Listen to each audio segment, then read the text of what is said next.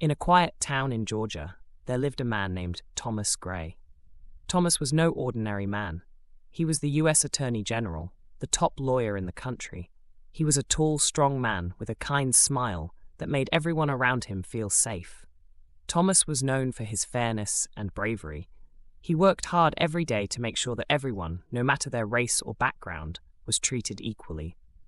But what made Thomas special wasn't just his job, it was his story. He grew up in a poor neighborhood where he saw many people treated unfairly because of the color of their skin. That's why he became a lawyer, to fight for justice. And now as Attorney General, he was the most powerful lawyer in America. Yet, Thomas was humble. He believed that no matter how powerful you were still just a person like everyone else. One day, Thomas decided to visit his mother. She still lived in the small house where Thomas grew up. Even though Thomas had an important job in Washington, D.C., he never forgot his roots. He loved his mother dearly and always made time to see her. Thomas wore a simple grey hoodie and jeans that day. He didn't want to stand out. He drove his own car, a black SUV with no security detail. It was just him on the road, like old times. The drive was peaceful, with the golden sun shining over the quiet countryside. Thomas smiled as he thought about surprising his mom with her favorite apple pie. On his way, Thomas noticed a police car parked on the side of the road. The officer inside was named Officer Rick Mason. Rick had worked in the town for over 10 years. He was known for being strict, but not always fair. Some people in town whispered that Rick treated people differently based on their race. As Thomas passed the police car, Rick noticed the black SUV and its driver. Something about the man's face, or maybe just his skin, made Rick suspicious. "Who's this guy?" Rick muttered to himself. He decided to follow Thomas. A few minutes later, Rick turned on his flashing lights and pulled Thomas over. Thomas was surprised but calm. He rolled down his window and waited. Rick walked up, his hand resting on the gun at his hip. "License and registration," he said gruffly, not even looking Thomas in the eye.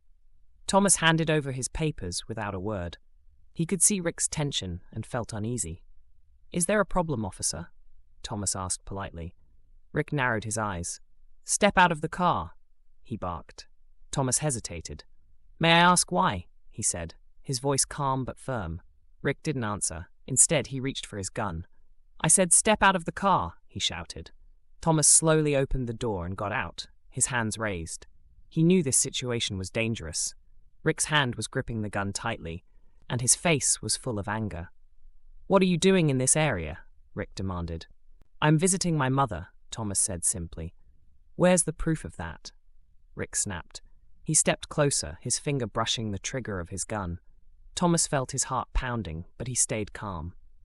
"Officer," he said gently, "I don't want any trouble. Please check my ID. My name is Thomas Gray." Rick didn't even glance at the ID. "I don't care who you say you are. You look like trouble to me." Just then, another car pulled up. It was an older woman named Mrs. Jenkins, who lived nearby. She recognized Thomas immediately. "Thomas Gray!" she exclaimed, stepping out of her car. "Is that you?" Rick turned, confused. "You know this man?" "Of course I do," Mrs. Jenkins said. "He's the U.S. Attorney General. Don't you watch the news?" Rick froze. His hand dropped away from his gun. He stared at Thomas, realizing his mistake. You're the Attorney General?" he stammered. Thomas nodded. "I am." Rick's face turned red with shame. He muttered an apology, but Thomas didn't respond.